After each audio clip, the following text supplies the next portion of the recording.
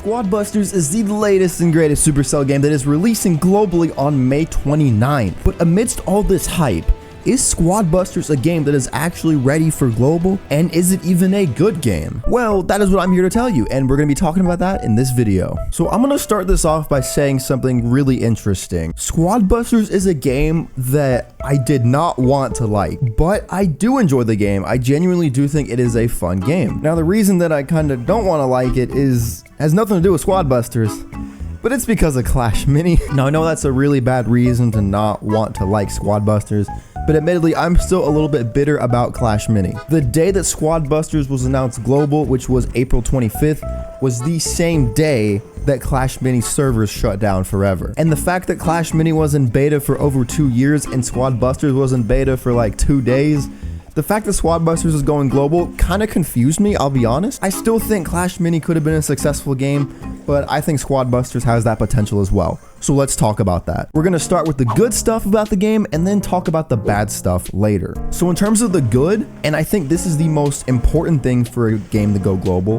the gameplay loop is addicting. Even though right now is the first open beta, there was a closed beta of Squad Busters that happened like a year ago that I got to play. And it was really fun back then, but they improved the game a lot for this beta, and I'm honestly addicted to playing the game. Not even joking. And ultimately, I think that is the #1 quality you have to have in a game in order for it to go global. A addicting gameplay loop that you can play for hours and hours on end without getting tired. And I mean, Squad Busters has that. Like most Supercell games, the games are pretty short.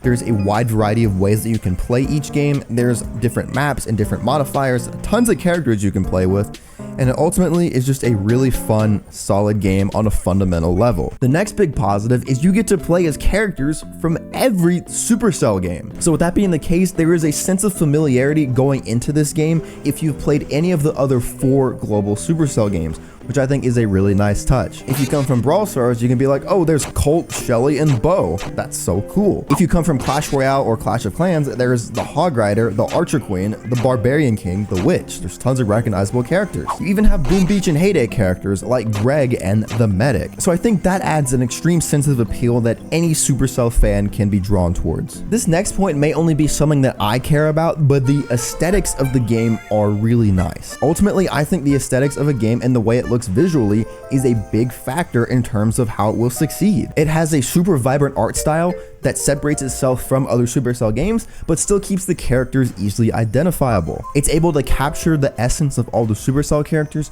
while still maintaining its own uniqueness. And then going back to the gameplay element of Squad Busters, it is a pretty simple game to understand, but it does have some depth to it as well. Now, does it have as much depth as Clash Royale with tile placements, counting elixir, and things like that?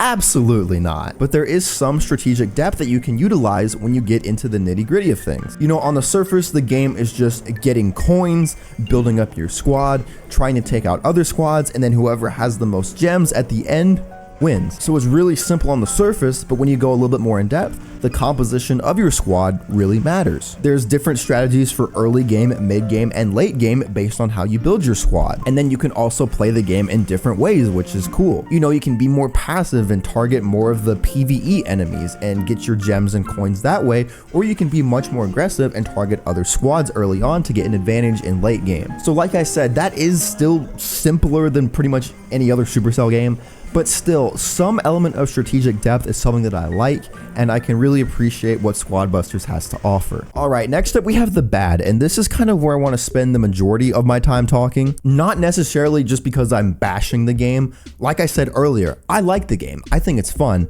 but I just want to provide a lot of constructive feedback because there's a lot of things that need to be changed, I think, for this game to have a lot of longevity, like a Clash Royale, like a Clash of Clans. So the first kind of negative is that the simplicity of the gameplay loop in a way can be confusing. Now, I know that makes no sense at all, but let me explain. I swear I'm not a crazy person. So the way you attack in the game is by not moving. You know, there's a joystick where you can move, and then to attack, you stop moving, and then your characters attack automatically. Personally, I'm a big fan of having control, and that does not allow you to control at all. And in a way, I think this dumbs down the game a little bit too much. Now, is there some strategy in terms of knowing when to stop and when to move? based on when you should attack and when you shouldn't, yes, that is another strategic element.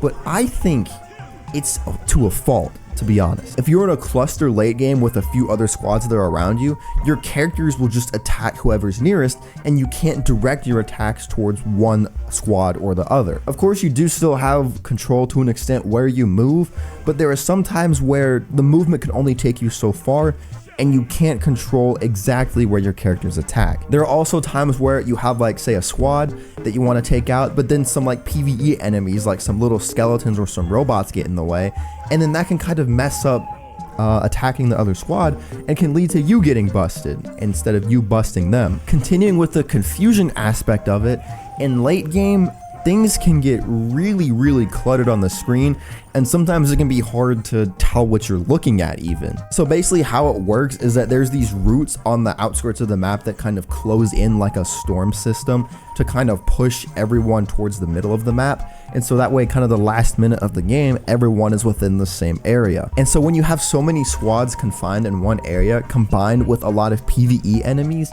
it can get really chaotic really quick. Throughout playing, you can kind of learn to embrace the chaos and differentiate, you know, the important things to pick out.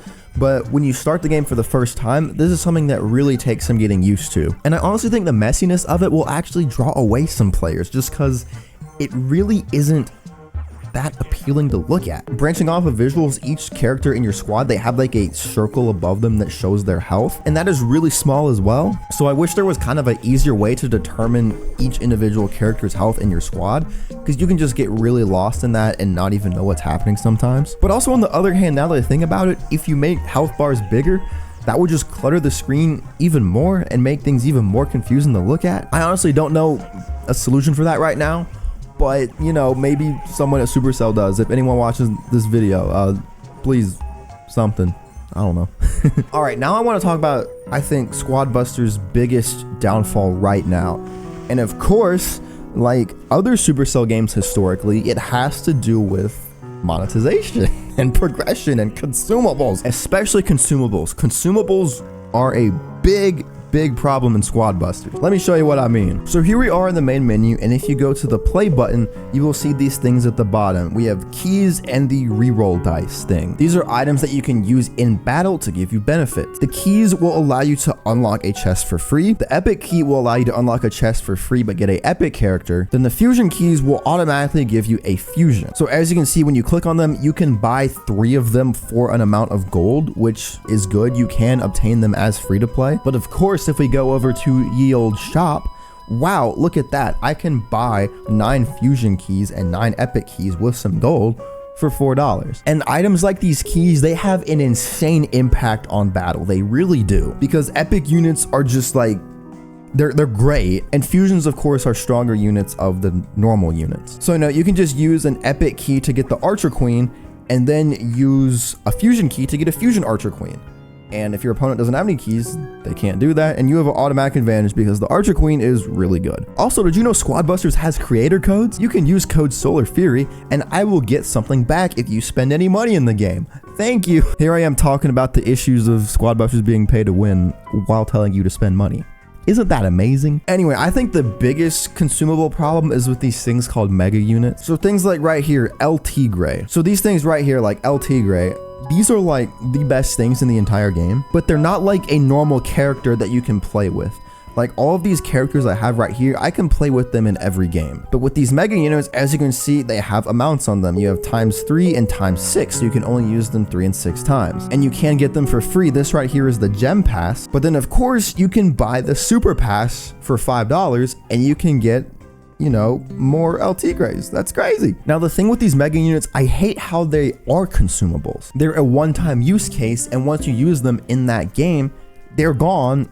You'll never get it again. You won't get it back unless you buy more, of course. And when you only can get 3 of them through the gem pass for free, those will run out pretty quick. So if you have no money and your opponent can just buy more LT Grays from the shop and stuff, you know, that right there is the definition of being pay to win. I think consumables as a concept are cool. You know, using items to get buffs in game, I think that's fine. Just the way they are right now, they are so pay to win. Like, picture consumables like this. Imagine if when you got an evolution in Clash Royale, say you unlocked Evolved Firecracker with 6 evolution shards, say you could only use that Evolved Firecracker 10 times, and then after that, the evolution would be gone. So these consumables here actually make Clash Royale look good. Yay. No, I'm just kidding. That's not a yay. That's a bad thing. Clash Royale, if you make Clash Royale look good, you got a problem. All right, enough of that, but as I said earlier, I am a fan of Squad Busters. I do enjoy this game, I really do. Although, as I pointed out, I do think it has some issues that I think need to be addressed in order for it to have the longevity of other Supercell games. You know, Clash Royale's been around 8 years, Clash of Clans over 10 years. If Squad Busters wants to have that longevity, it has some things it needs to address. So let me know what you all think about Squad Busters. Let me know if you want to see me make more content on it with a like and a comment, and I'll see you all in the next one.